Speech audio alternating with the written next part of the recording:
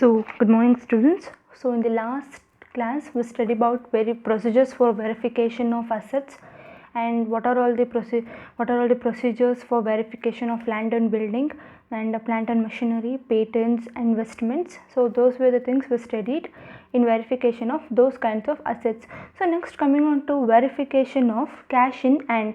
So now the auditor, if an auditor needs to verify the cash in hand, so that is how much of cash is there in a company, so you need to verify.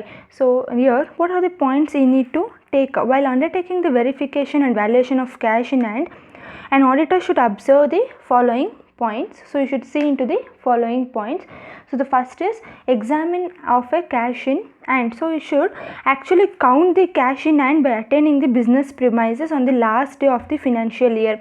So here the auditor needs to count. You should count the cash in hand. So how much of cash in hand is there in the business, and also next you should verify the what is the different kinds of cash. So for example, if there is a petty cash balances and also different kind of cash in hand, it means so you should simultaneously verify both the things so that the shortage in one account cannot be shown in some other account.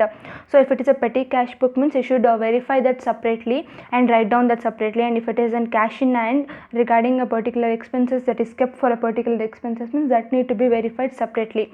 So this both it should be verified simultaneously. So at that time, one account balances, so deficit in one account, shortage in one account cannot be shown in another account. So next is that you should you should count not only the currencies and notes. So when it comes to currencies and coins, means not only that, the auditor should also go verify the, if it is a company, means there may be a canteen coupons and canteen tickets and lunch coupons, so that can be converted into cash, right? So you should also verify those things also. So next is you should physically, so for if a physical counting of a cash in hand with different branches is not possible, means the auditor should get a certificate from a local auditor of that particular bank. So for example, if the company has more than one or two branches, means so he cannot go there physically and cannot go and count the cash at all the particular branch. So for that particular local branch, so there may be an auditor of that particularly. So if in this cash book, if they are recorded in a home branch, means you should call that person, or you can mail that person regarding sending of a certificate stating that this is the cash balances. So next is you should compare the cash in hand as revealed by the physical countings with the cash balances in the cash book.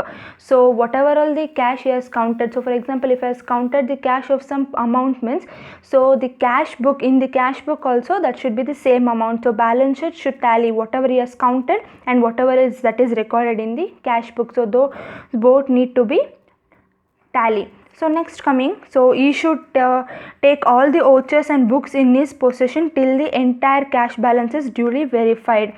So if vouchers, means if there is any kind of purchase vouchers, if any kind of sale vouchers, and if any kind of books of account should be taken into complete possession of an auditor. You should keep all the books of account and all the voucher until the complete verification of cash in hand. So this is all about verification of cash in hand. So next, coming on to verification of cash at bank. So he has verified the cash in hand, whatever that is physically present in a company. So now we'll go for verification of cash at bank. So if it is a cash at bank, if there is a cash in the bank, means so how to verify, how will the auditor verify that? So the verification of different banks need to be done. In case there are different banks account, means the auditor should individually go for a particular bank and verify the particular account or what is the cash balances in the bank. So next is, if there is more than one bank account, such as dividend account, charity account, means the auditor should check all the accounts and verify the cash balances. So there might be different kinds of accounts for the company. You need to verify all the accounts.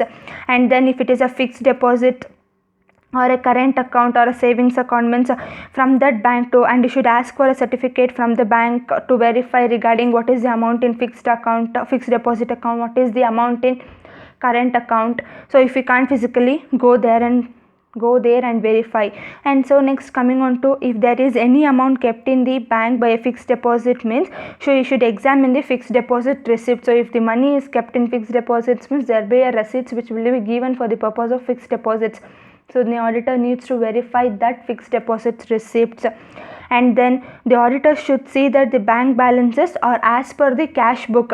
So whatever the balances is there in cash book stating this is the balance in the bank months, it should tally with that. It should not tally, it is not compulsory, it is not that it should tally with passbook. So passbook entry will be different. So what happens here is he is verifying the cash at bank. So what if you should go and physically check what is the balance in the bank and what is the balance written in the cash book. So if the cash book and passbook differs means, so there is some kind of fraud that has been occurred. So next is coming on to here, and enquiries of checks. So if the checks are more than 6 months, so if the checks is old, more than, if it is a 6 months old means you should verify why the check has not yet drawn still, why is that kept like that itself without drawing, and if the money has been kept in the different agencies so take for example if it is in a cooperative society or something like that. So you should go there and you should disclose of, the auditor should get the entire disclosure of the account in that particular agency. And if the amount is kept in any kind of foreign banks means the auditor in his audit report should disclose the fact for how much of amount that has been kept in the foreign bank, like that. So next coming on to, this is all about verification of cash and bank, how we will be verifying the cash that is in the bank. So next coming to verification of goodwill. So how will the goodwill will become? So when the reputation of the company increases, the goodwill increases. So for example, take for if the company, the particular client of this auditor has purchased the running business which was working earlier. So if the client has purchased that business means he must have paid, the client also should have paid the amount for goodwill. So what is the amount of goodwill need to be verified. So for next is that rise of goodwill should be verified. So if any kind of assets has been revalued and that from that if the goodwill has been increased means, so on what basis, on which assets has been revalued, that need to be find out. And in case of partnership deeds, if the goodwill created, so in case of partnership deed, the auditor should see for the books of partnership. So on any kind of admission or retirement of or a death of a partner, how the goodwill had been fluctuated, how the goodwill had been created in case of admission of particular partner, how the goodwill has been changed in case of death of a particular partner, that those things need to be verified in case of partnership deed. So next coming on to writing of goodwill.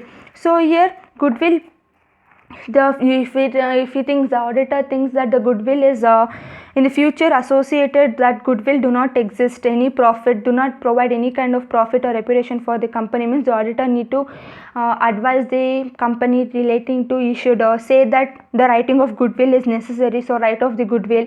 So that suggestions should be given by the auditor regarding verification of goodwill. So this is all about how the auditor is going to verify the goodwill. So next coming on to verification of debtors. So how the verification of debtors will be? So for example, the sales has been made by the company and that is on a credit sales means that person would have not given. So here the client company has sold particular type of goods on credit basis, and if that person would purchase the goods has not given the any kind of money, it still means that person is a debtor for the company, right? So it may also include trade debtors also. So in case of verifying these debtors, so what are all the points that the auditor need to see in case of this? So first point is, you should examine the schedule of debtors. So the auditor should examine the schedule of debtors duly signed by some responsible officers of a business. So you should see for the schedule. So in schedule they would have stated the name of a particular person, who is the debtor, who is the debtor, and how much of amount is due from a particular debtor will be recorded in a schedule. So you should verify that. And then next coming schedules of banks, balances of debtor should be checked. So what is the balance of that person's, so what is that is relating to sales ledger, and then sales return book and cash book need to be verified to find out what is the debtor's balances. So for not only just if the company says that yes, this is the balance of debtor, we need to receive it, so you cannot just blindly trust that, and you should go for check for the sales ledgers also. The sale has been made only. If the sale has been made on credit means the debtor arises, so you should see for the sales book and sales ledger, and also sales return ledger if there is any kind of sales return, and also cash book should be seen. So any kind of income, any kind of money has been given by that particular debtor or something like that need to be checked. So next is that book debts should not be included the amount due in respect to consignment or approval basis. So if the goods has been sent on consignment or approval basis means that consignee whom the goods has been sent, that person cannot be considered as a debtor. So that the goods has been sent on consignment basis only for the purpose of sale. So you will sell the goods for some kind of commission, that's all. So that person cannot be considered as a debtor. The consignee is not a debtor over here, so that cannot be recorded in the debtors book. So next, coming on to balances of debtors and actual existence of the debt should be verified. So here what is the balance of the debtors should be the balances in the debtors account should be verified, and what is the actual debts of the company need to be verified by confirming from the debtors. So how to verify this? How to verify if what is the actual debtors, balances in debtors and actual debtors means? So you can contact the debtor and ask for what is the actual amount you are supposed to give for the company, and you can approve on that basis, you can examine on that basis. So next is book debt should be shown in realizable value. So any kind of book debt, so that might be of secured debts, good debts, bad debts, whatever it is, it should be verified on what basis that debt is realized. So on that basis the debt should be recorded, and then you should verify regarding the provision for doubtful debts. So if there is a doubtful debt means how is going to overcome this debts. So though there may be kind of provisions for that, so that need to be verified regarding the doubtful debts. So next, coming on to writing of this doubtful debt. So how to write off the doubtful debts, that should be made into inquiry. So this is all about how he is going to verify the debtors. So next, coming on to valuation of stock. So stock will be there in a company, so that need to be verified. So stock may be of current or floating assets, so that need to be verified, right? So that current assets may be raw materials, right? So that need to be verified by the auditor. So here there are some following points the auditor should keep in mind while verifying the stock. So first is valuation consistently year to year. So here the auditor should see that the basis of valuation has been consistently adopted from year to year. So facilitate comparison of profit or different years. So here the stock means that current assets means that is for less than 1 year. So the valuation of particular assets need to be done yearly. So for example, the current assets are oftenly valued at cost price or market price, whichever is less. So you should see that the current assets or the stock that should be recorded, that should be valued yearly, per 1 year after year, that need to be valued. So next